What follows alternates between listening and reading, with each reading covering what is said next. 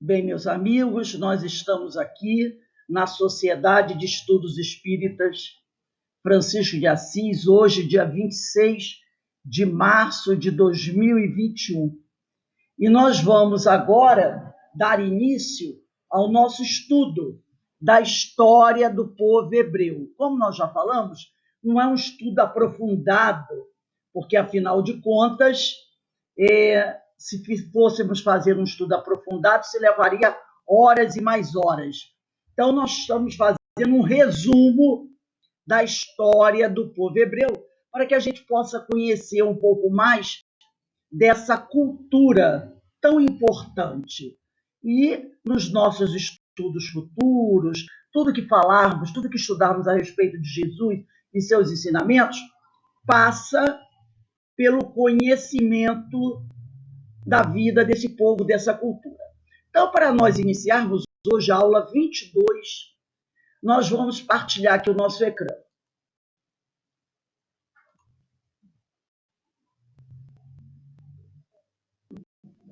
Guardando aí. Aqui volta o cartazinho que eu esqueci de fechar. Se alguém entrou aí, ó, nosso cartaz do nosso evento de domingo, segundo Fórum de Ideias e Debates Espírita 2021, a crise de valores na sociedade. Domingo, dia 28 de março de 2021, de 10 às 11h30. O link eu vou despachar no domingo, na parte da manhã. Quer dizer, eu vou mandar para todo mundo domingo, na parte da manhã, tá bom? E é importante lembrar que para poder assistir o evento tem que instalar no computador, no celular, o aplicativo tem um link, muito fácil de usar, por sinal. Mas vamos lá ao nosso estudo.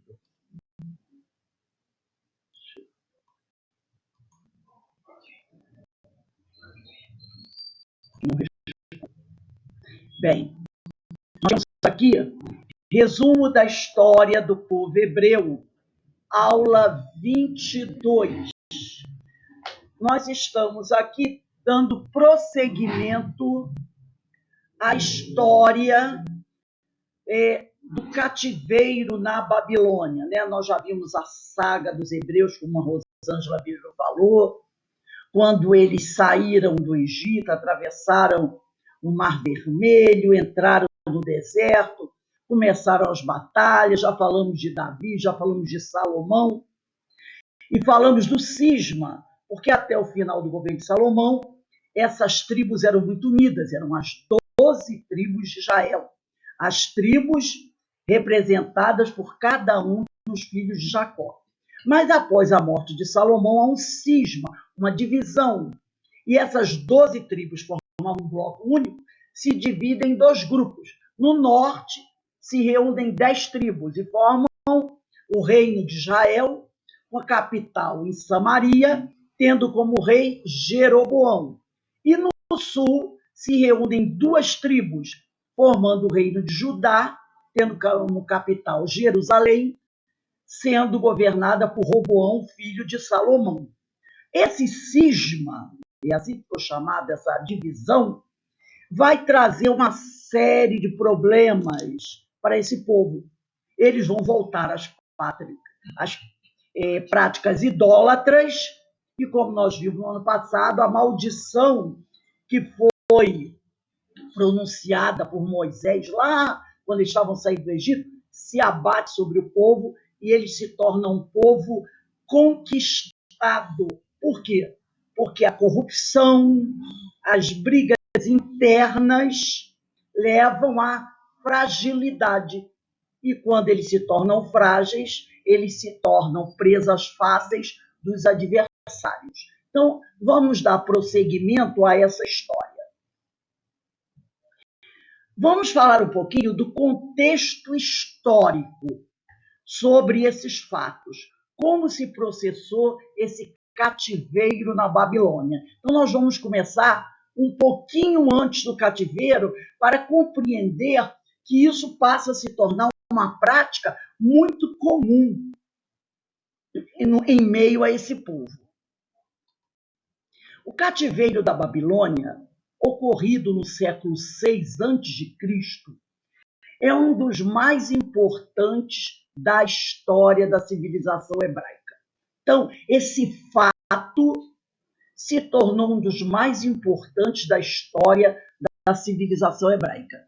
Esse fato ocorreu na época em que a cidade da Babilônia, situada no atual Iraque, passou a instituir-se como um poderoso império na região do Oriente Médio, tendo como rei Nabucodonosor II, que era filho e herdeiro de Nabopolassar, o fundador da dinastia caldeia do novo Império Babilônico.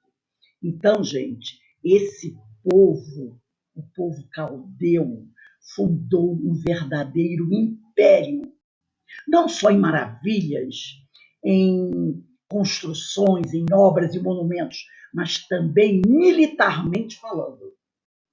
E também do ponto de vista da violência. Fazendo os estudos, eu encontrei algumas práticas que eles realizavam contra o povo hebreu, contra todos aqueles que tornavam seus escravos. Não achei recomendável colocar, porque eram atos de uma violência assustadora. Assustadora. Então, eu decidi que não vou colocar. Né? Basta pensar, altamente violentos. Violências que realmente, nos últimos anos, eu não ouvia falar, mas eles praticavam, tá? Principalmente contra todo o povo a que ficava submetido ao poder deles, e principalmente os hebreus, né? Então ele era filho da Nabucodonosor e herdeiro, filho primogênito e herdeiro de Nabopolassar, o fundador da dinastia caldeia do novo Império Babilônico. Em 602 a.C., auxiliado pelos Medos, que era o povo, né, um povo chamado povo Meda, seu pai de Nabucodonosor, Nabopolassar, venceu os assírios, um povo que dominava grande parte da Mesopotâmia. Então a gente vai percebendo que a Mesopotâmia, que nós já estudamos aqui, ela foi um território que foi ocupado várias vezes por vários povos. E antes dos assírios, aconteceram outras invasões, outros domínios. Mas nós estamos falando aqui dos mais famosos. Primeiro, né, dentro dos mais famosos, nós temos os assírios, que mais tarde foram dominados pelos caldeus, de onde saiu Nabucodonosor. Tá? Então, Nabopolassar venceu os assírios, que era comandado, o grande rei assírio foi Sargão, um grande rei assírio. Sargão II, se eu não me engano. Ele era o rei dos assírios, foi dominado e expulso do território. E aí tomou o lugar deles os caldeus. Né?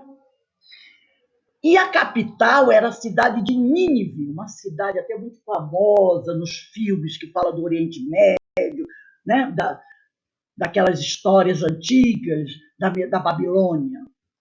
Então ele tomou a capital Nínive. Assim, iniciou o capítulo mais importante da história da Mesopotâmia. Nasceu o Império Caldeu, também chamado de Segundo Império Babilônico, porque o primeiro foi quando os assírios tomaram o poder.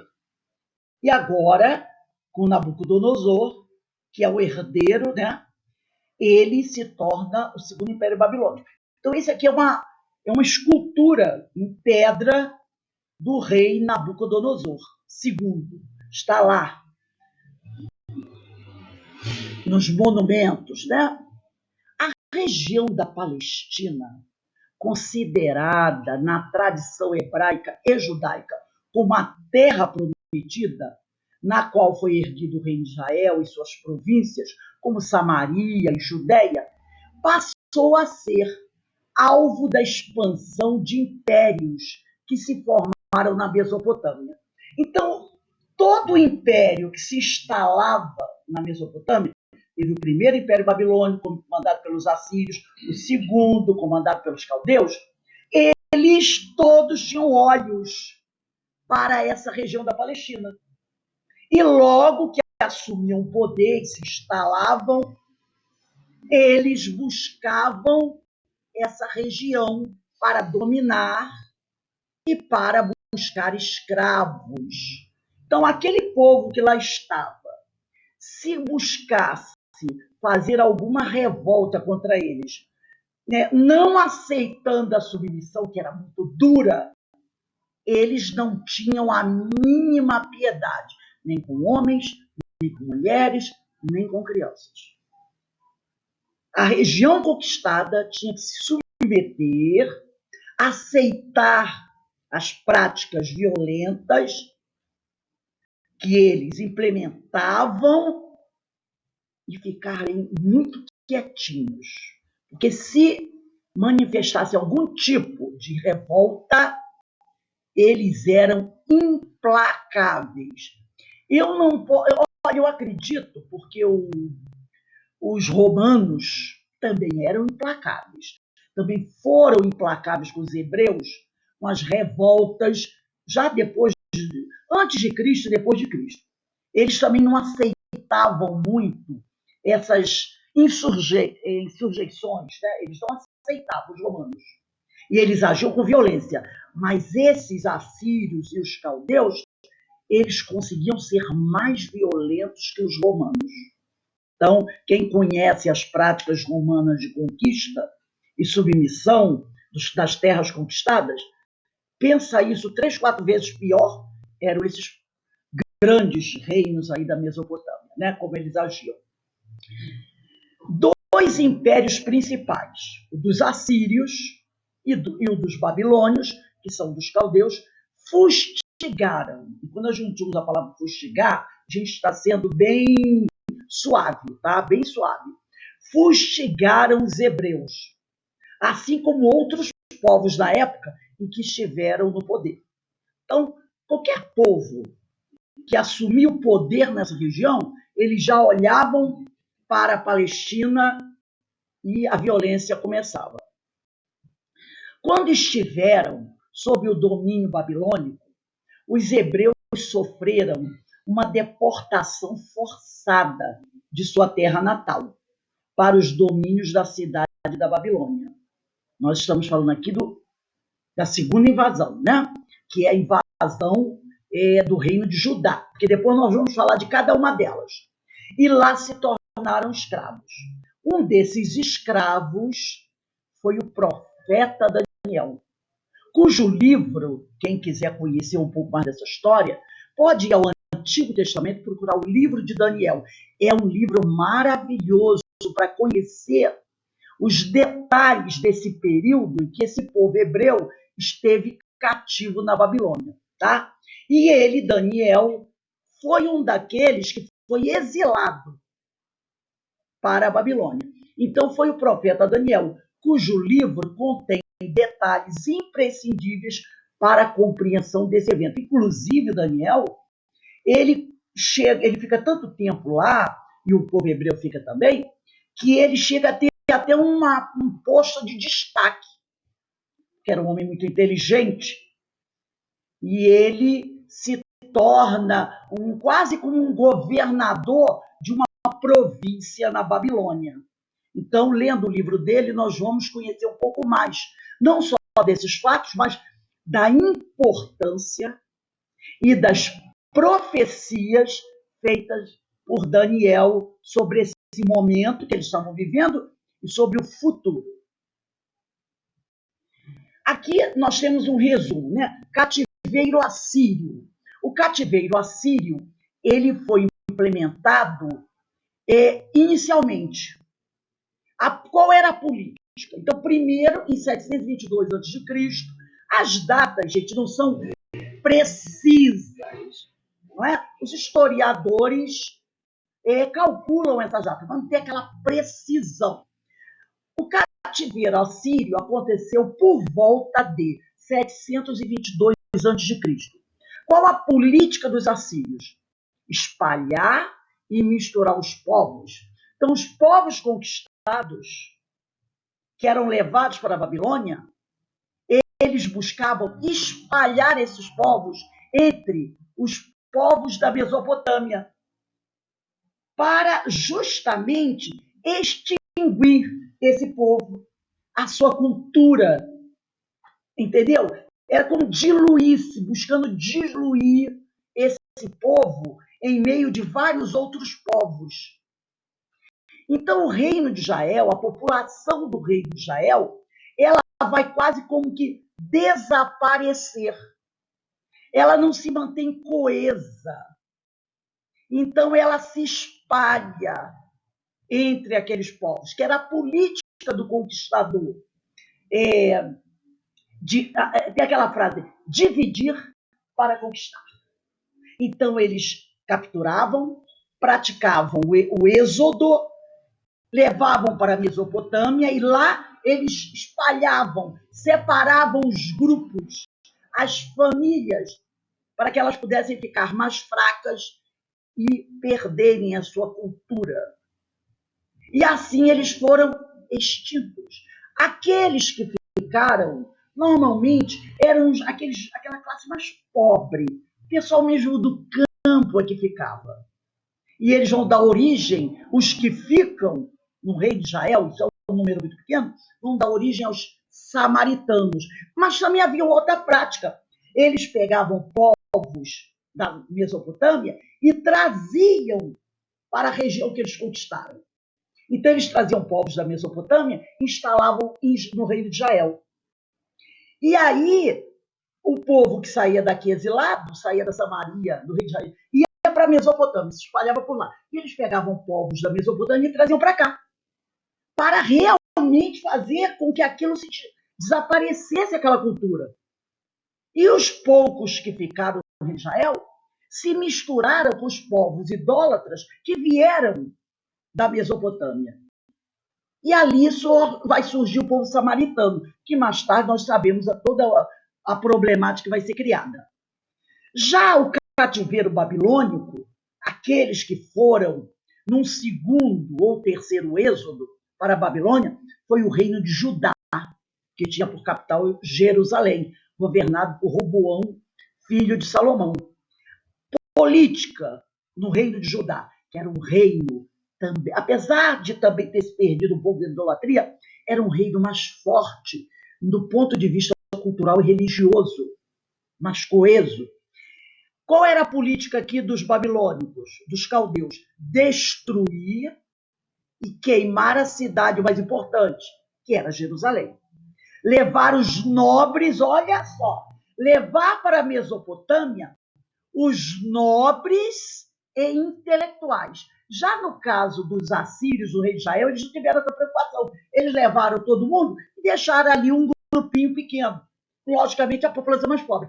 Já os caldeus, liderados por Nabucodonosor, usaram de uma política mais inteligente. Eles levaram os nobres e intelectuais e deixaram os pobres e os fracos. É lógico que os nobres, eles foram muito castigados, porque durante o ataque eles fizeram uma resistência muito violenta aos caldeus. E aí a coisa foi violenta. O rei da época, se eu não me engano, era Jeoaquim. Os filhos foram mortos na frente dele. Cegaram ele com ferro em brasa e fizeram essas coisas assim. A maioria, aqueles líderes, foram todos assassinados, tá? Mas os nobres, os intelectuais, eles levaram. A duração do cativeiro no rei da Babilônia durou 70 anos. 70 anos. Depois houve o terceiro êxodo, que foi do Império Pérsico, liderado por Ciro o Grande, que aconteceu em 536 a.C. Política dele. Ele leva um outro grupo que ainda tinha sobrado lá, mas ele passa a conhecer a história desse povo. E, por influência de Daniel, ele deixa o povo retornar, depois dos 70 anos, nós vamos ver isso, às suas terras, para ganhar sua fidelidade e fortalecer as fronteiras. Porque Ciro, o grande Ciro, ele começa também a sofrer ataques. Então, ele precisa tratar de consolidar o território e proteger. Então, o que ele faz? Ele faz um acordo com os hebreus. Olha, eu vou deixar que vocês retornem. Vou até ajudá-los a reconstruir o templo que Nabucodonosor destruiu. Mas vocês têm que votar a mim uma fidelidade canina e proteger as fronteiras. E os hebreus aceitam para poderem retornar ao reino de Judá, porque o reino de Israel já desapareceu, já acabou, né? E depois tudo se torna novamente reino de Judá. Então, nós estamos falando dos fatos históricos, tá? São os fatos históricos, de uma forma geral. Então, nós temos o reino do norte, que era o reino de Israel, capital da Samaria, governado inicialmente por Jeroboão, foi dominado pelo Império Assírio, em 722 a.C., todos foram levados para a Babilônia e lá eles acabam por desaparecer. Só os pobres é que ficam. E 135 anos, mais ou menos, depois, o Império Babilônico, já governado por Nabucodonosor, invade o Reino do Sul, que é o Reino de Judá, capital de Jerusalém, uma capital importantíssima para o mundo cristão, muçulmano e judeu, né? E eles são dominados e levados com essa característica, os nobres e os intelectuais, para a Babilônia, e só retornam 70 anos depois, por ordem de Ciro o Grande. A primeira grande deportação ocorreu no ano de 598 a.C. Nessa fase, houve o saque do Templo de Jerusalém, mas não sua destruição. Com os assírios, eles não destruíram. Não, os assírios não, já foram os babilônicos que fizeram esse ataque, né? Mas foi violento, mas eles pouparam o templo. Aqui a gente está falando de Judá, né? O reino de Judá, porque o reino de Israel já foi lá em 700. Eles até conseguiram permitir que o templo ficasse de pé. Mas, uns 12 anos depois, nesse período de 12 anos, os que ficaram ali foram fazendo algumas revoltas. E aí, em 587, a destruição do templo ocorreu com a segunda leva de deportações, aquela mais violenta, né? Efetuada em 587. Ambas foram executadas a mando do então imperador Nabucodonosor. Ele fez as duas. Responsável também por destruir e subjugar o Império Assírio que o precedeu. Então, ele invadiu a Mesopotâmia, destruiu o Império Assírio, aí esticou os olhos para a Palestina. Fez a primeira invasão na Palestina, mas poupou o tempo. 12 anos depois, devido a revoltas judaicas na região da Palestina, ele foi lá e resolveu acabar com tudo. E aí fez um grande êxodo, destruiu tudo, não deixou pedra sobre pedra. Altamente violento. Os hebreus permaneceram no cativeiro até o ano de 538 a.C., quando Ciro o Grande, o habilidoso imperador persa, muito inteligente, muito poderoso, que tinha um aspecto mais diplomático, conseguiu controlar toda a região médio-oriental. Ciro partilhava do ideal de uma política de respeito às culturas dos povos que conquistava. Ele a sua política parece um pouco a política do Alexandre o Grande, né? Ele respeitava as culturas dos povos que conquistava e permitiu aos hebreus que retornassem à sua terra de origem e aos seus costumes religiosos. Agora nós vamos falar um pouquinho dos dois cativeiros, né? Nós falamos no aspecto geral de tudo que aconteceu. Agora nós vamos falar de cada um deles. Primeiro, do cativeiro assírio, né? O que aconteceu no ano 700 a.C. O cativeiro assírio, Israel, reino do norte, é conquistado, capital Samaria, que foi inicialmente governado por Jeroboão. Em aproximadamente aproximadamente 733, 732 a.C., os membros das tribos de Naphtali, Ruben, Gade, porque esse reino foi formado por 10 tribos. E alguns de Manassés, lembram no mapa que a tribo de Manassés era a tribo maior, porque eram daqueles herdeiros de José do Egito. Então era a tribo maior. Eles foram levados para a Síria. Está lá no segundo livro de Reis, capítulo 15, versículo 29. E do primeiro livro de Crônicas, capítulo 5, versículo 26. Quem quiser conhecer um pouquinho mais, faz essas anotações dessas citações aí, e quando tiver um tempinho, vai lá no Antigo Testamento, dá uma lidinha, que vocês vão compreender um pouco mais como é que tudo isso aconteceu. No entanto, foi em aproximadamente 722 a.C. que a cidade de Samaria caiu frente ao domínio da Síria, de Sargão II, que depois foi dominado por Nabucodonosor, né? Samaria era a capital do Reino do Norte, portanto, sua queda representava uma derrota total para Israel.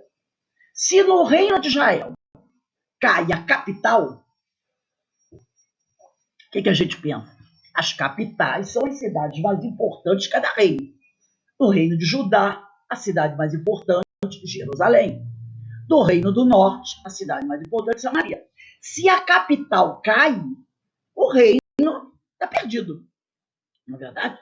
Então, Sargão II, um rei assírio violentíssimo, era uma característica deles, domina a capital. E o reino de Israel cai.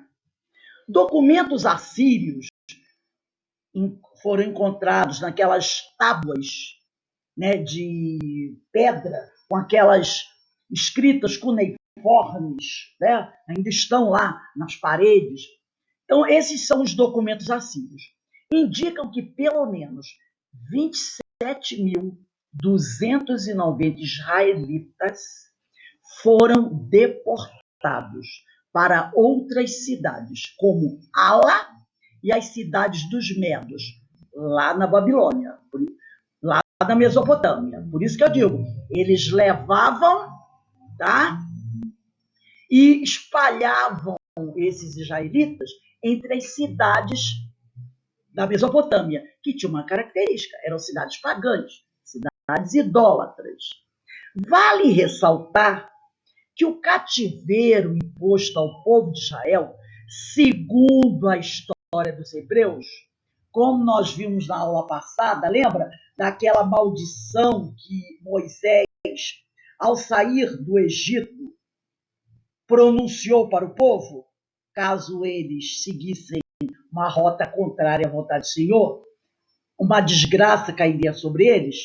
Então, esse cativeiro imposto ao povo de Israel, segundo a história dos hebreus, era a consequência da idolatria que praticaram ao adorarem deuses pagãos.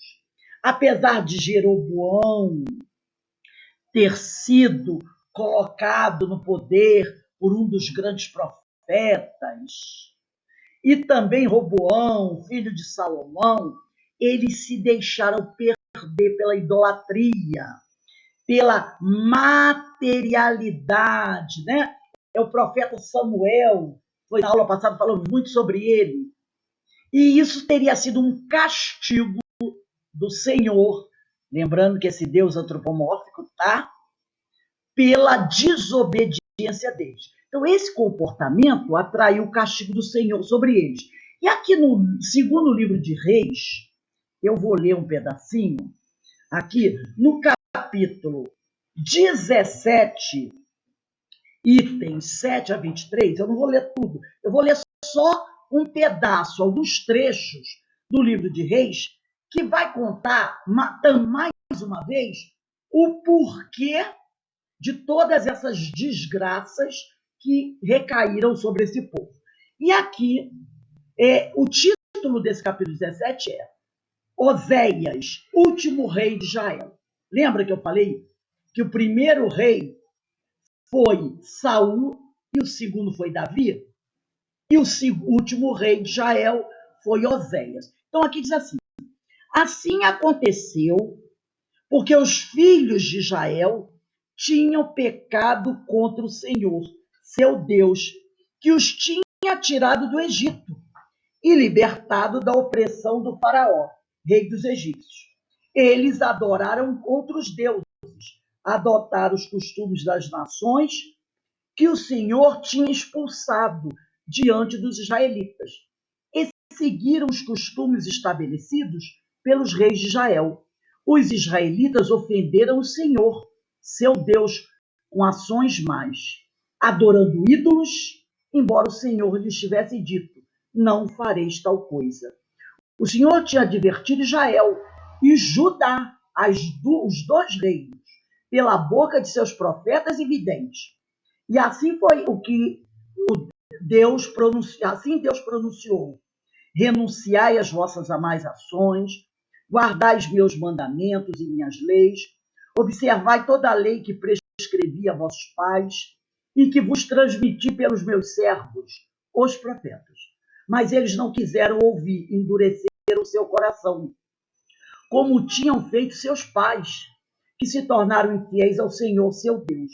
Desprezaram os seus preceitos e a aliança estabelecida com seus pais. Não atenderam às advertências que lhes tinha feito e seguiram as vaidades, tornando-se eles mesmos vaidades.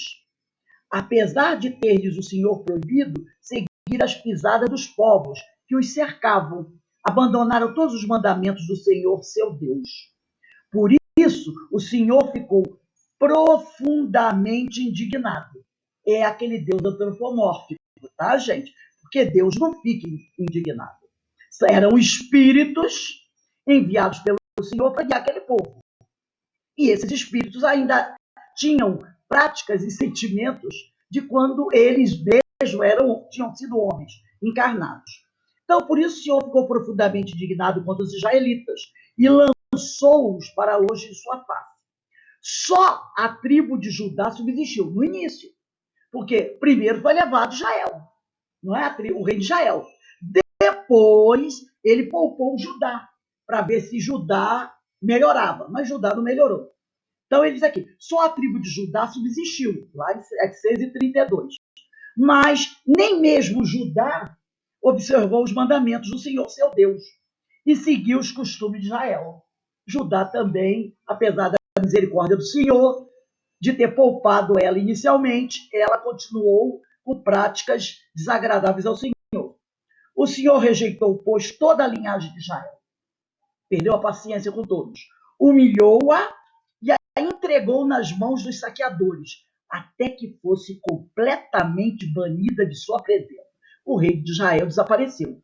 Os israelitas andaram em todos os pecados que Jeroboão, que foi o primeiro rei do reino de Israel, tinha cometido, e não se afastaram deles, até o dia em que o Senhor os baniu de sua presença, como tinha anunciado pela boca dos profetas, seus servos. Os israelitas foram, pois, deportados para longe de sua terra, para a Síria, onde ainda estão atualmente, porque eles nunca mais voltaram, não é? Se perderam lá. Então, esse foi o castigo, entre aspas, que o Senhor impôs àqueles que se afastam dos seus mandamentos. A gente pode fazer uma analogia, lembra? Todo aquele que se afasta das palavras do Senhor, ele vai ficar... Gente, olha só, tudo isso é uma alegoria, tá? Não vamos... Cuidado para não seguirmos tudo ao pé da letra, que a letra mata. A letra, né, coloca ali na forma. E o espírito vivifica, a ideia. Então, nós estamos pegando a ideia, tá? Cuidado com isso, para o pessoal não achar que é exatamente assim. É a ideia. A ideia é que aqueles que se afastam do Senhor, dos ensinos do Senhor, do evangelho do Senhor, que o evangelho é de Deus, eles acabam sendo alvos do inimigo, do adversário. Entendeu?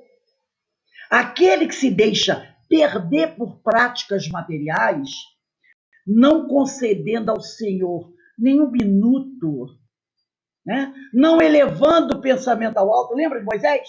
Para rogar ao Senhor, para entrar em comunicação com o Senhor, ele fica perdido. Ele fica sozinho.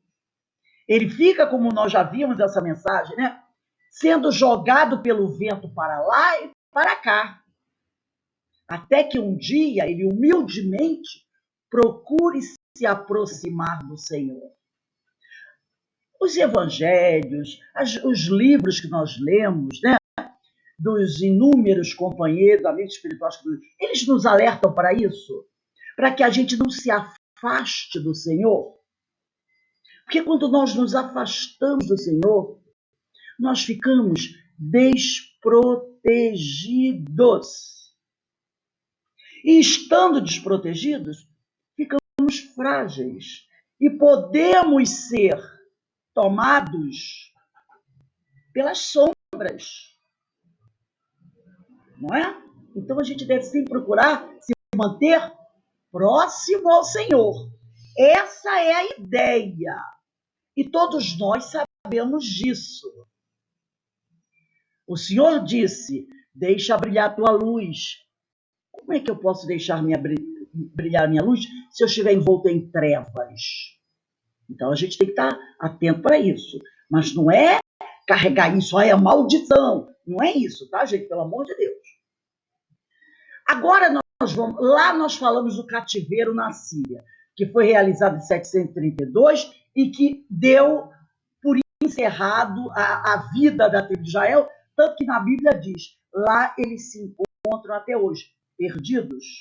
Mas um dia todos retornarão ao aprisco, porque o mestre irá buscar cada um desses que estão afastados dele, afastados do Senhor.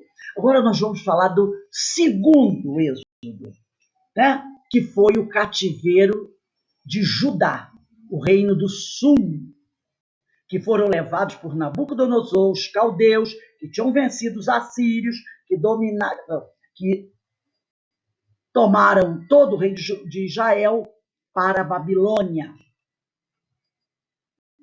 Aqui nós temos a porta de estar da cidade da Babilônia, que ainda se encontra lá, tá, gente? Que coisa bela, né? Estavam nas ruínas, eles estão recuperando. Após cerca de 135 anos da queda de Samaria, lembra que nós lemos aqui? Que o Senhor, inicialmente, quando o reino de Israel foi levado, o Senhor se apiedou de Judá e não deixou que Judá fosse junto, né? Para dar um tempo para Judá refletir. Foi um tempo de 135 anos, mas Judá continuou com as mesmas práticas do rei de Israel. E aí o Senhor, como eles dizem, não teve piedade. Então, após cerca de 135 anos da queda de Samaria e do exílio imposto aos habitantes do Reino do Norte, que é o Reino de Israel, em 586, foi a vez do Reino do Sul. Então, em 586, 587, foi a vez do Reino do Sul, o Reino de Judá, ser derrotado e Jerusalém cair sob o domínio de Nabucodonosor II, da Babilônia. Está lá no segundo livro de Reis, capítulo 25, versículo de 1 a 7. Também vale a pena a gente ler para conhecer. Antes disso, alguns pequenos grupos já tinham sido capturados, exilados. Então, entre a saída do reino de Israel e a queda de Judá, foram 135 anos de intervalo. Nesse período, alguns pequenos grupos foram sendo levados para a Mesopotâmia, para a Babilônia. Mas a grande deportação ocorreu a partir de 587 a.C. Então, na verdade, houve 3 invasões significativas de Judá por parte dos babilônios. Então, nesse período, eles invadiram Judá 3 vezes, até concluir com esse grande êxodo. A primeira ocorreu em 605. O outro de Israel foi em 732.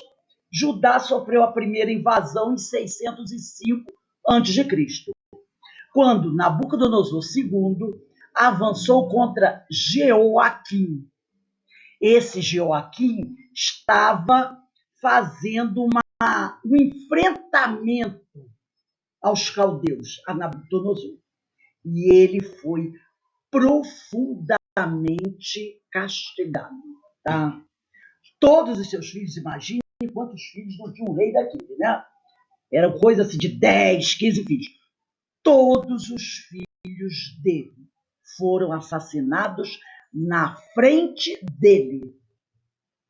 Fora os outros nobres, foram as esposas, os netos, toda a família pessoal, filhos, netos, esposas, pais, irmãos, todos foram assassinados na frente dele.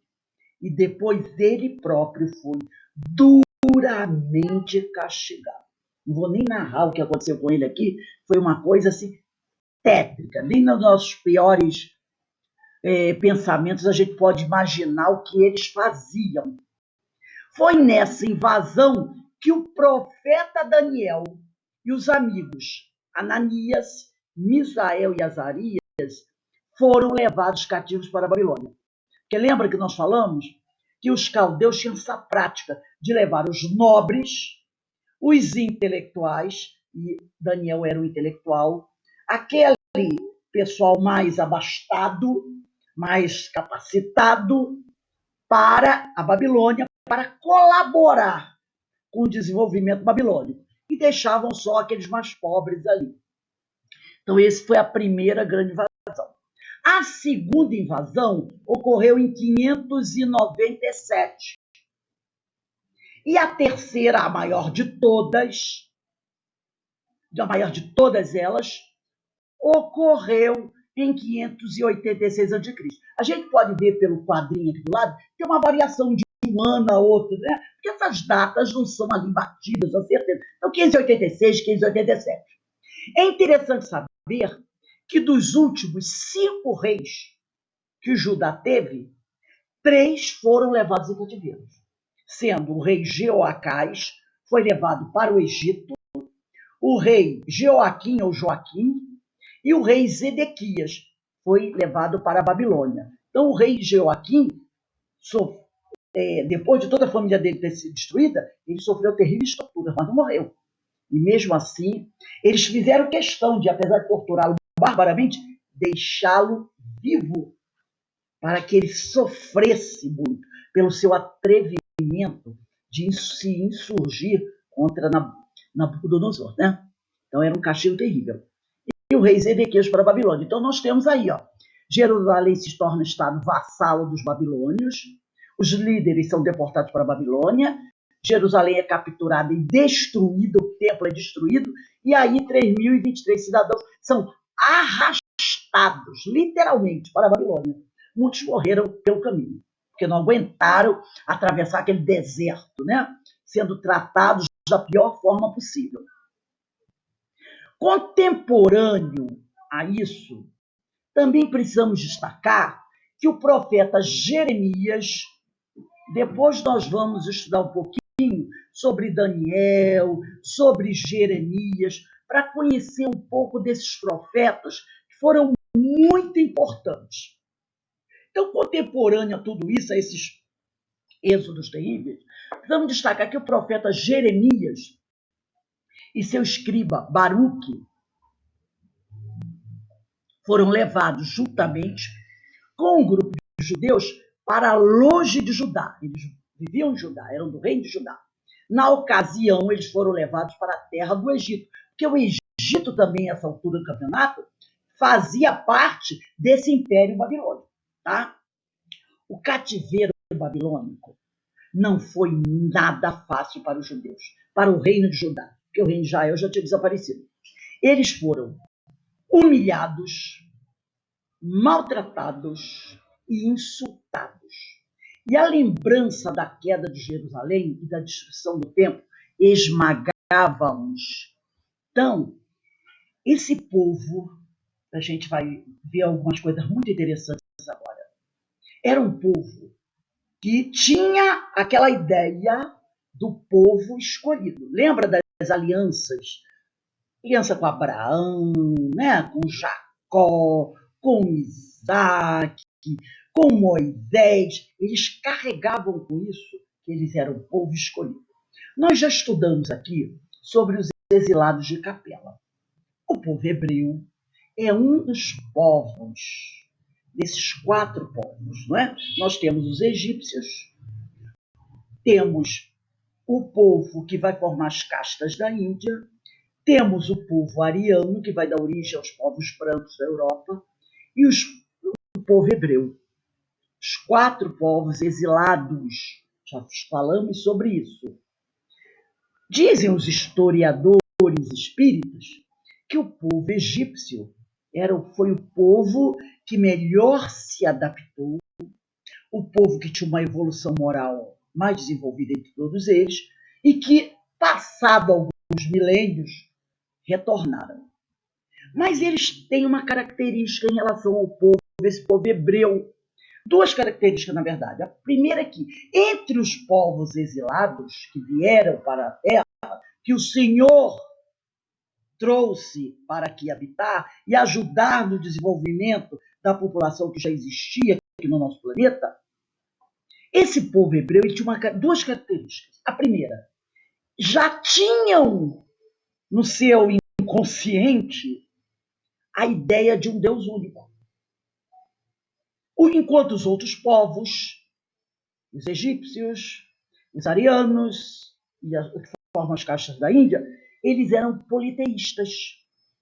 Mas esse povo hebreu já tinha essa ideia lá na sua mente, no seu inconsciente, né? Na sua consciência ancestral, podemos dizer assim, essa ideia de um povo único, de um Deus único, de um Deus único. Daí eles terem sido, entre aspas, o povo escolhido. Mas essa ideia de escolhido não é uma questão de preferência, não é por são os meus adorados, não é com essa ideia de serem os adorados do Senhor. Eles interpretaram assim, mas não foi essa a ideia. A ideia é que, por eles já terem essa consciência de um Deus único, se tornaria mais fácil começar o trabalho de evangelização por eles. Mas eles não interpretaram assim. Eles se colocaram como escolhidos nessa acepção da vaidade que eles vão desenvolver. Isso vai trazer para eles muito orgulho, muita vaidade, né? E vão se achar, a gente vai ver muito bem isso quando Jesus chega à Terra, eles vão se achar os preferidos e considerar todos os outros povos de 2ª, 3ª ou 5ª categoria. Então a gente vai ver com Jesus aqui como eles, quem vai estudar, quando a gente estuda os ensinos de Jesus, quando futuramente nós estudarmos os Atos dos Apóstolos, nós vamos ver essas práticas judaicas, e a gente vê muito isso quando a gente estuda Paulo e Estevão, desse orgulho, dessa vaidade desse povo judeu, que se considerava, durante muito tempo, e eu não sei, né, se eles se consideram ainda assim hoje, os preferidos, um povo superior. Orgulho mesmo, né? Um povo superior aos outros povos. Então, esse cativeiro babilônico não foi nada fácil para os judeus. A gente percebe que essa dor toda tem um objetivo. Eles se afastaram dos ensinos, das palavras do Senhor. E a gente sabe que a dor é um processo educativo. Então eles foram humilhados. Eles eram orgulhosos. Eles foram humilhados. Eles se consideravam poderosos. Eles foram maltratados, insultados. É aquela coisa de ir quebrando o orgulho deles. Né? E a lembrança da queda de Jerusalém, a grande cidade de Jerusalém, né? Ela caiu, não ficou pedra sobre pedra. E Jesus, quando esteve aqui, alguns 1 ou 2 dias ou algumas horas antes de morrer, ele faz uma previsão. Nós já falamos sobre isso, sobre a outra queda de Jerusalém, 70 anos depois pelos os romanos. Ele tem essa visão. Jerusalém não ficará pedra sobre pedra, que foi a segunda destruição do templo, né? Já lá, 70 depois de Cristo. Ele tem essa clara evidência, né?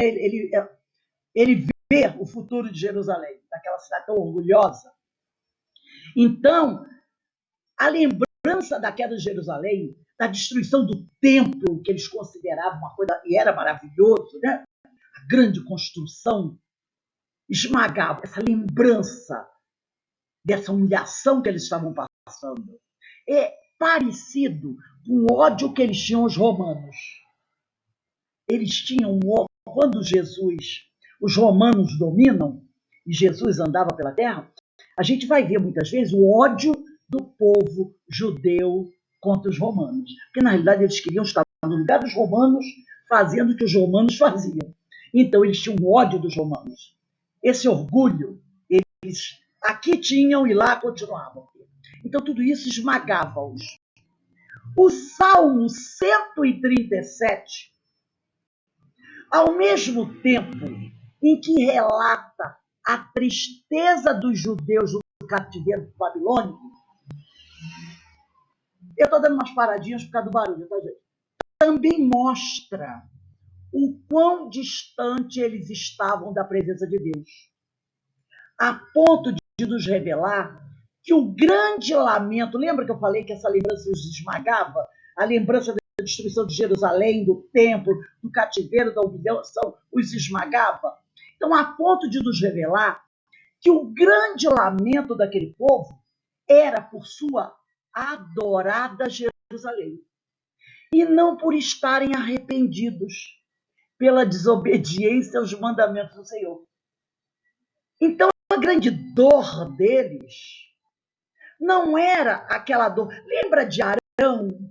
Quando Arão foi instituído o grande sacerdote no lugar de Moisés?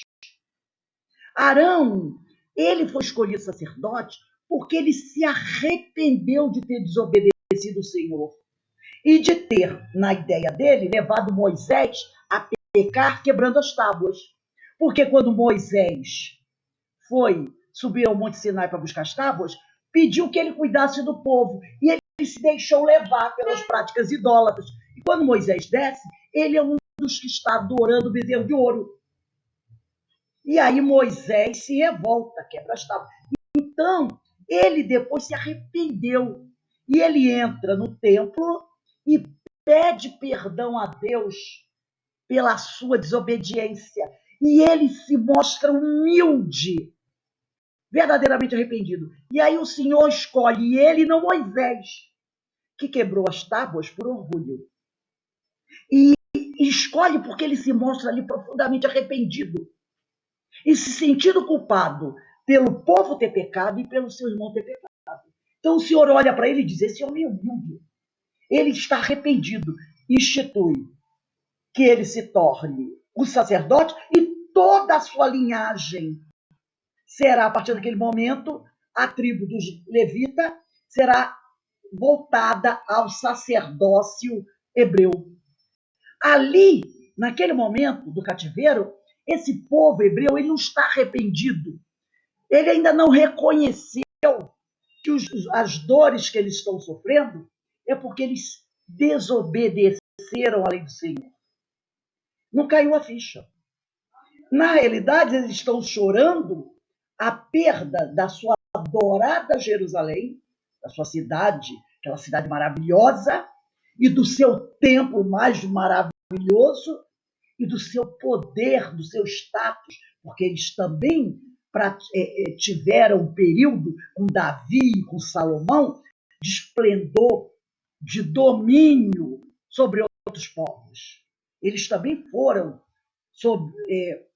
durante o governo desses dois reis, principalmente, Davi e seu filho Salomão, poderosíssimos.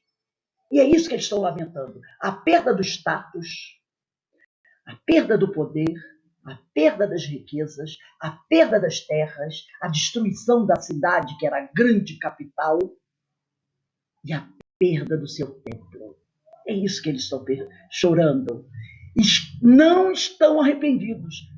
A questão de desobedecer ao Senhor, isso nem passa pela cabeça deles. E o Salmo 137, quem quiser depois ler, verá isso. E nós trouxemos um trecho dele para nós lermos, para nós verificarmos essa situação dos hebreus. No cativeiro, a gente vai ver, os judeus choraram por saudade de Jerusalém. Aqui é o Império Babilônico, esse mapa, entendeu? Mostra todo o domínio deles. Aqui, ó, está ali escrito no mapa, Judá. Os babilônios conquistaram Judá, os hebreus são levados em cativeiro para a Babilônia, os hebreus são libertados depois pelos persas e retornam a Judá. Quando eles retornam para Judá. Então ali é o Império Babilônico. Mas aqui, ó, no cativeiro, os judeus choraram por saudade de Jerusalém. Choraram pelo templo destruído, mas não choraram por terem se esquecido da palavra do Senhor. Eles oraram ao Senhor pedindo vingança, mas não oraram pedindo perdão. Perceberam? Quantas vezes isso acontece conosco? Algo nos afeta. Alguma coisa acontece conosco. Quando algum fato nos leva a sofrer. Quando somos, entre aspas, vítimas de alguma coisa. E aí nós choramos dizendo assim, eu entrego nas mãos do Senhor. O que eu estou querendo? Ou então eu digo assim, isso é muito comum essa frase, né? Quando acontece alguma coisa com uma família, aí o jornalista vai lá entrevistar a pessoa que sofreu aquilo. Aí pergunta, o que o senhor deseja? Eu quero justiça. Não é assim que as pessoas dizem? Eu quero justiça. Eles estão orando pedindo vingança, mas não oram pedindo perdão. Senhor, se isso aconteceu comigo, porque eu fiz algo contra o meu próximo, ou porque eu não estou caminhando de forma adequada, ou porque minhas atitudes não têm sido boas, isso é muito comum, porque nós somos ainda muito falhos, nós deveríamos orar ao Senhor pedindo forças, pedindo esclarecimentos para voltarmos ao caminho do Senhor, não é? Mas muita gente, a gente pede o quê? Pede vingança. Eu sou muito humilde, eu não vou buscar reparação, não. Eu entrego isso nas mãos de Deus. O Senhor saberá o que fazer. Entrego nas mãos de Deus. Né? Eu quero justiça, Senhor. Eu quero justiça. Eu estou pedindo vingança. Então, eles oraram pedindo vingança. Mas em nenhum momento eles oraram pedindo perdão por terem se afastado dos ensinos do Senhor. E aqui nós vamos ver um trecho do Salmo 137. E a gente vai perceber muito bem isso. E está lá no Salmo 137, capítulo, do versículo 5 ao 9. É a fala do hebreu, né? Se eu me esquecer de ti, ó Jerusalém, que minha mão direita se paralise. Apegue-se-me a língua ao palato.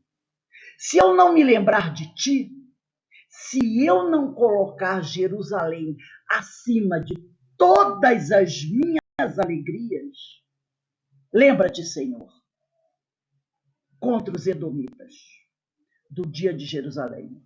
Eu vou até ler novamente isso. Se eu me esquecer de ti, ó Jerusalém, que minha mão direita se paralise. Apegue-se minha língua ao palato, se eu não me lembrar de ti. Se eu não colocar Jerusalém acima de todas as minhas alegrias. Lembra-te, Senhor, contra os edomitas, do dia de Jerusalém, porque eles diziam, arrasai-a até os seus alicerces. Ah, filha de Babilônia, devastadora, feliz aquele que te retribuir consoante nos fizeste a nós. Feliz aquele que se apoderar de teus filhinhos e os esmagar contra o rochedo. Esse é o pedido deles ao Senhor. Então, olha o que está no versículo 5. Se eu me esqueci de ti, ó Jerusalém, que minha mão direita se paralise. Era a mão direita, a maioria das pessoas, né? São destas, é a mão que você usa para trabalhar. Então, que Deus o castigue se você esquecer de Jerusalém. Fique com a mão paralisada e não possa trabalhar. Que a língua fique colada ao palato, quer dizer, ao céu da boca, para não poder nem mesmo falar, se eu esquecer de Jerusalém. Né? Se eu não me lembrar de ti, se eu não colocar Jerusalém acima de todas as minhas alegrias. Ora, a máxima alegria de um homem tem que ser Deus, não é verdade? Deus. Então ele diz aqui, se eu não colocar Jerusalém acima de todas as minhas alegrias. Eles estavam colocando Jerusalém acima de Deus. Acima de Deus. Porque a máxima alegria de um homem é saber que ele está em comunhão com o Senhor. E eles colocavam Jerusalém acima. E eles pedem que o Senhor os destrua os edomitas, que foi um dos povos que os arrasou. Né? Porque eles lembravam do que os edomitas falaram durante a invasão. Arrasai Jerusalém. E aí eles fazem o grande pedido, né? A filha de Babilônia devastadora. E aí eles pedem ao Senhor, feliz aquele que retribuir a violência aos edomitas da mesma forma como eles foram violentados. E aí eles colocam, feliz aquele que se apoderar de teus filhinhos, dos filhinhos dos que eles consideravam criminosos, e os esmagar contra o rochedo. Aqui eu me lembrei da nossa palestra de ontem, que o nosso irmão Antônio Mário fez sobre o Evangelho segundo o Espiritismo, capítulo 11, item 14. Caridade para com os criminosos. Para eles, os babilônicos eram criminosos. E eles não estavam praticando a caridade para com os criminosos. Uma palestra belíssima, que nós já até publicamos lá no site, que o nosso irmão Antônio Mário fez para nós. Então, eles não conseguiam perdoar. E pediam o quê? O dente por dente, olho por olho. Não é assim? A vingança do mesmo nível que a violência contra os seus adversários fosse praticada por Deus, da mesma forma como eles sofreram. Essa frase final do versículo 9 é terrível. Feliz aquele que pegar da espada e se apoderar dos filhos daqueles que eles odeiam e os esmagar contra o rochedo. E Jesus falou, Pedro, embainha tua espada, porque aquele que vive pela espada, morre pela espada. Por isso, eles estavam sofrendo. O orgulho. Eles não lembravam de Deus, não se reconheciam pecadores, mas sim vítimas. E aí eles queriam a violência, continuar com essa violência. Se o Salmo 137 nos mostra que a maioria dos judeus se recusou a cantar a canção do Senhor, que é uma canção de paz e de amor, em uma terra estranha, o livro de Daniel nos mostra que ainda havia aqueles que compreendiam a soberania de Deus mesmo no exílio. Então, não era todo o povo, ainda havia um grupo que se mantinha fiel as palavras do Senhor, que repetiam, apesar de ser muito antes de Jesus, aquela frase belíssima: se alguém esbofetear uma face sua, ofereça outra. Se alguém chamar você para caminhar uma milha, caminhe duas. Se alguém te pedir a capa, dê também a túnica.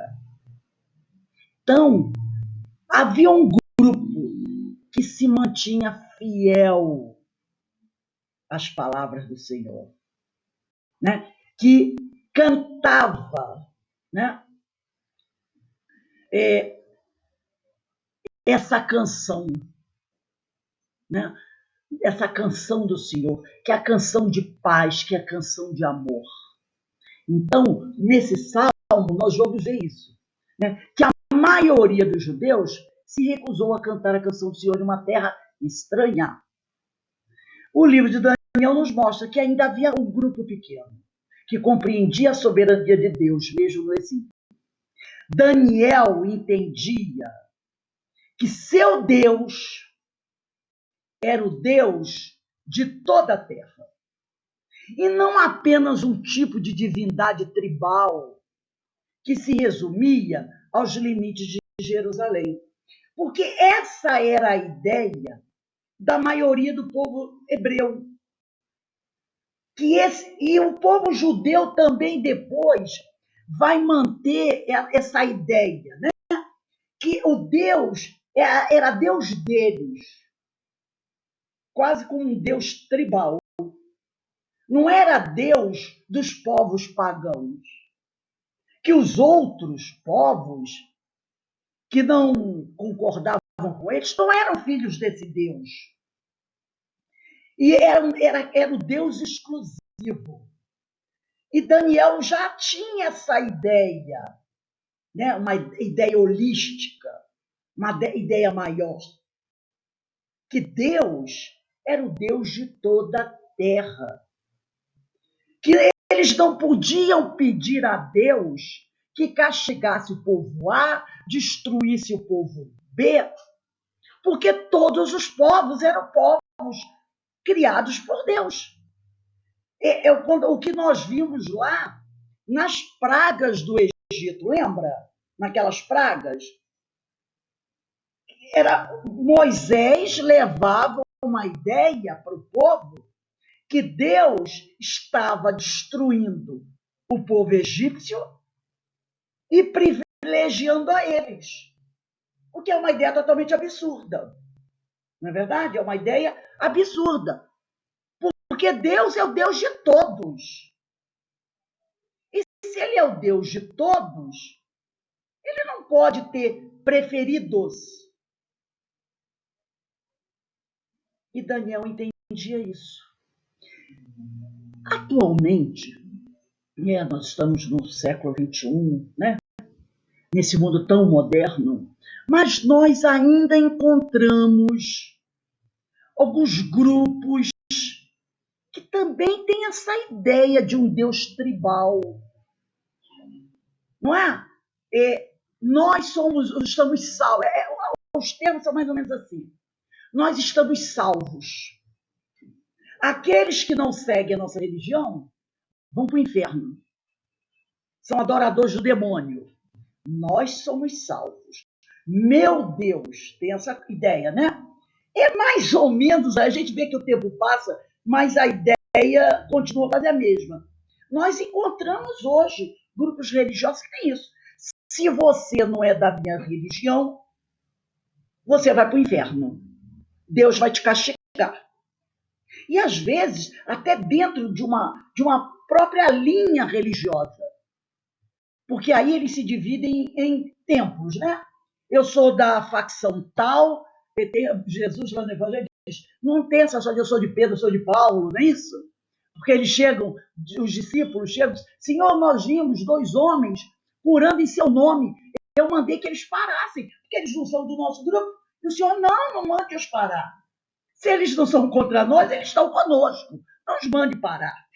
Então, essa coisa, eu sou de Pedro, eu sou de Paulo. Não existe isso. E a gente vê, às vezes, dentro de uma própria religião, vários grupos. É o templo tal, é o templo tal, é o templo tal, é o templo tal. Aí se são quase todos da mesma religião.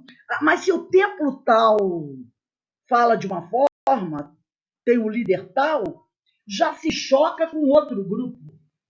Então, você, apesar de você ser da mesma linha, você não está salvo, porque não segue o que o meu orientador, o meu líder fala. E também, por incrível que pareça, a gente vê isso até dentro de algumas casas espíritas. Porque a minha casa espírita tem um mentor tal, que diz para a casa agir assim. Ah, mas o centro ali da esquina tem um mentor XYZ, que diz que o povo de lá tem que agir assim. Então, como o meu guia, o meu mentor da minha casa manda eu agir dessa forma, então aquela casa de lá está obsediada, porque ela tem práticas diferentes da minha. Então ela está obsidiada. Porque nós estamos com Deus. Porque a gente age ABCD. Como eles agem FGH, lá não tem Deus, lá não tem Jesus, lá tem os obsessores. É isso aí. É isso aí. Então Daniel entendia que seu Deus era o Deus de toda a terra. E não apenas um tipo de divindade tribal que se resumia aos limites daquele grupo, aos limites da cidade de Jerusalém. No livro de Daniel, tem um versículo que vamos dizer, seria o versículo-chave do livro, que diz assim: disse Daniel, está lá em Daniel, capítulo 2, versículo 20 e 21. Então, quem quiser anotar, capítulo 2, versículos 20 e 21. Disse Daniel, seja bendito o nome de Deus de eternidade a eternidade. Olha isso. Seja bendito o nome de Deus de eternidade a eternidade. Porque dele é a sabedoria e o poder. É ele quem muda o tempo e as estações. Remove reis e estabelece reis. Ele dá sabedoria aos sábios, entendimento aos entendidos. Entendidos é os inteligentes, aos cultos. Isso aí. É o Deus onipotente, onisciente, onipresente. Seja bendito o nome de Deus de eternidade. A eternidade, de eternidade a eternidade. Percebeu? Não tem começo, não tem fim. É o Deus que não tem começo, não tem fim. Porque deles é a sabedoria total, é o poder e o poder. É ele quem muda o tempo e as estações, remove reis, remove poderes, não é? Impérios, e estabelece reis e impérios. Estabelece a vida. Ele dá sabedoria aos sábios e entendimento aos entendidos. Esse é o versículo-chave do livro de Daniel, que eu convido todos a lerem. Em uma terra estranha, diz Daniel, contemplou as maravilhas do Senhor e lhe foi revelado o propósito maravilhoso da vida do Messias. Ele vai ter essa visão, e eu vou ler aqui no livro de Daniel, capítulo 9, versículos 20 a 24. Daniel estava fazendo uma prece. Ele estava preso na Babilônia, não é? Então ele estava vendo todo o sofrimento do povo dele, mas ele sabia que o povo era orgulhoso. Aí é Daniel na cova dos leões. Então ele eleva o pensamento ao Senhor e faz uma prece e diz assim: Senhor, escutai. Eu comecei no versículo 19. Senhor, perdoai. Senhor, ficai atento. Agi. Por vosso próprio amor, ó meu Deus, não demoreis, pois vosso nome foi dado à vossa cidade e a vosso povo. Eu falava ainda, pedindo, confessando o meu pecado. Olha aqui, ele estava falando do Senhor, confessando os pecados dele. pedindo, confessando o meu pecado e o de meu povo, de Israel, depositando aos pés do Senhor, meu Deus, minha súplica pelo seu Monte Santo. Não havia terminado essa prece quando se aproximou de mim em um relance. Era a hora da oblação da noite, era a hora da prece da noite. Gabriel, o anjo Gabriel, o espírito Gabriel, o ser que eu havia visto antes em visão, deu-me para meu conhecimento as seguintes explicações. Então o anjo apareceu para ele, o espírito superior apareceu para ele e disse o seguinte: por que era um anjo superior para Daniel? Porque Daniel já era um espírito superior, um espírito muito elevado. E a gente sabe quem é Daniel, né? Daniel, disse o espírito, vim aqui agora para te informar. Apenas havias iniciado a tua oração e uma palavra foi pronunciada. Eu venho desvendá-la a ti, porque és um homem de predileção. Era um espírito superior. Presta, pois, atenção a este oráculo, quer dizer, a esta profecia, e compreende bem a sua revelação. 70 semanas foram fixadas a teu povo e a tua cidade santa para dar fim à prevaricação. 70 semanas foram fixadas a teu povo e a tua cidade santa para dar fim à prevaricação. Selar os pecados e expiar a iniquidade, para instaurar uma justiça eterna, encerrar a visão e a profecia e ungir o santo dos santos. Então foi dado àquele povo 70 semanas. Essas 70 semanas, elas têm uma razão de ser, tá? Para que eles se arrependessem e pudessem retornar. Mas não era só se arrepender, era também preciso fazer o que eles não tinham feito até agora. Perdoar, não é? E aí eles poderiam voltar e ungir um dia o santo dos santos. Em uma terra estranha, Daniel contemplou as maravilhas do Senhor, que foi essa visão que ele teve com Gabriel. E lhe foi revelado o propósito maravilhoso da vida do Messias. O porquê da vinda do Messias, muitos séculos depois, é claro, não é? Cativeiro babilônico, 70 semanas, 70 vezes 7. O perdão cura, liberta e restaura. Era preciso perdoar para terem a cura das suas dores. E ao perdoarem, eles teriam a liberdade e teriam a oportunidade de restaurar a grande cidade, Jerusalém, e o seu templo, e voltar à sua vida. Então, 70 vezes 7. Quem falou sobre isso? Gabriel fala com Daniel sobre 70 semanas. Que eles teriam 70 semanas para promover a sua transformação.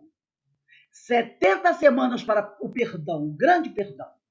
Porque o perdão ia curá-los, ia levá-los à liberdade e à restauração do seu reino, da sua cidade e do seu templo. E aí, quando Jesus chega, Pedro aproxima-se dele e diz: Senhor, até quantas vezes pecará meu irmão contra mim? E eu lhe perdoarei. E Jesus diz: até 7. E Pedro diz: até 7, Senhor. Jesus diz: não te digo que até 7, mas até 70 vezes 7. Então Jesus pegou as 70 semanas que Gabriel deu ao povo para se restaurar e perdoar e se ver curado e libertado, e multiplicou e disse: multiplica isso por 7, mostrando que o perdão tem que ser eterno. Não mais 70. Porque Pedro diz: até 7, Senhor. Porque quando Pedro diz isso, ele mostra, ele diz, 7 era um número generoso. Perdoar 7 vezes, que generosidade, não é verdade? Porque que até então o povo tinha essa ideia, eu perdoo 1 ou 2 vezes, tá bom. É como a gente faz hoje, né? Ó, já te perdoei 2 vezes. A terceira vez não vou te perdoar não, porque você está abusando. Mas Pedro quis se mostrar generoso para Jesus. Então ele disse assim, Senhor, até 7. Até 7. Isso era o máximo da generosidade daquela época.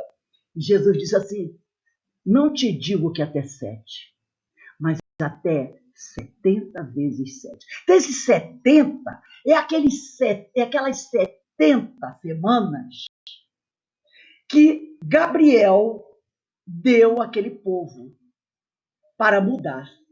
Porque ele não podia pedir mais do que isso. 70 semanas já era pedir muito àquele povo.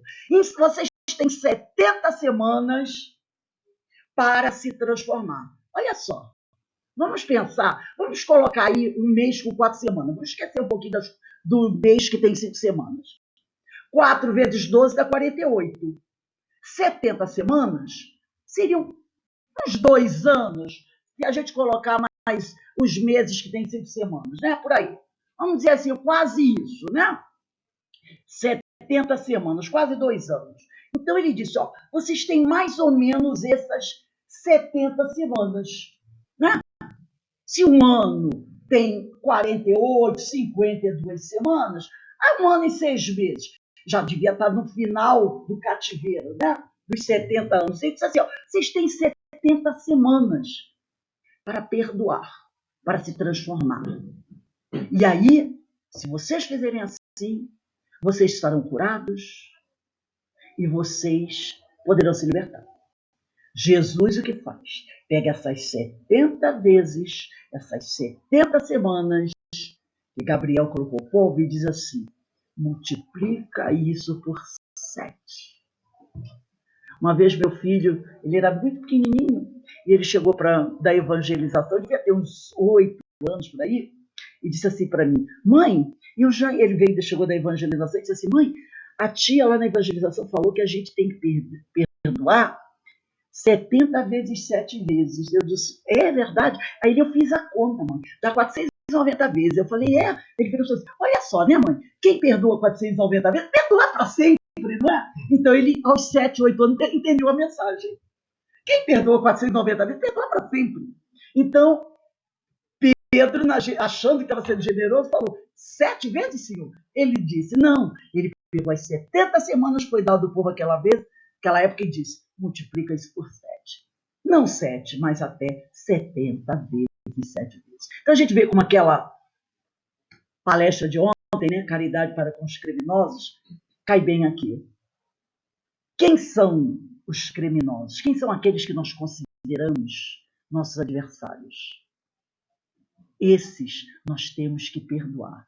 Não 7 vezes, como disse Pedro, no máximo da sua generosidade, mas como ensinou Jesus, 70 vezes 7 vezes, para sempre. Assim, perdoando, nós seremos curados das nossas doenças espirituais. Nós estaremos livres das dores, das algemas que nos prendem e poderemos restaurar a nossa caminhada em direção à luz, em busca da verdadeira felicidade. Essa é a mensagem do nosso estudo de hoje, né?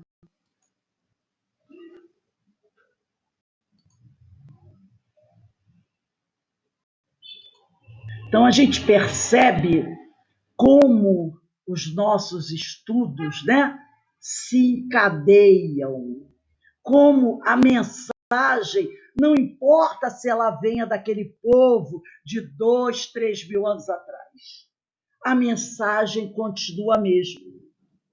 Ama a Deus sobre todas as coisas e ao próximo como a ti mesmo.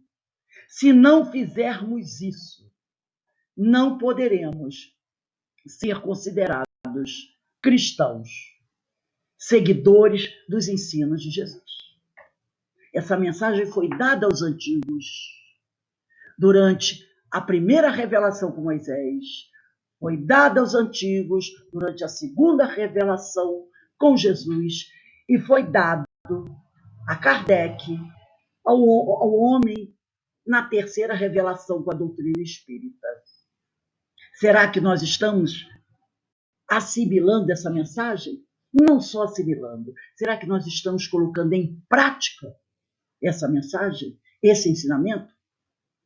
Caso não façamos, quem sabe poderemos correr o risco de ser levados para uma Babilônia, uma dessas terríveis Babilônias que existem no universo. Não como castigo. E lá não será o inferno. Iremos no processo educativo. E essa Babilônia será uma escola, onde o aluno repetente irá aprender as matérias que ele necessita para um dia poder retornar à sua casa de origem. Como os hebreus sonhavam em voltar para o reino de Judá, para a sua Jerusalém. Não é verdade? Alguém gostaria de falar alguma coisa? Alguém tem alguma dúvida? Tem alguma pergunta a fazer? Tá tudo bem? Então, que essa mensagem fique para todos nós, não é? Que ela fique para todos nós. E se alguém não assistiu a palestra de ontem, pode ir lá no nosso site que está lá. Foi linda. Caridade para com os criminosos, que o nosso irmão Antônio Mário fez. Então, vamos dar uma paradinha aqui agora, tá? 10 minutinhos e nós voltamos para o estudo do livro Nosso Lar. Hoje estaremos estudando o capítulo 11, encerrando esse capítulo, tá bom? Daqui a 10 minutinhos nós retornamos.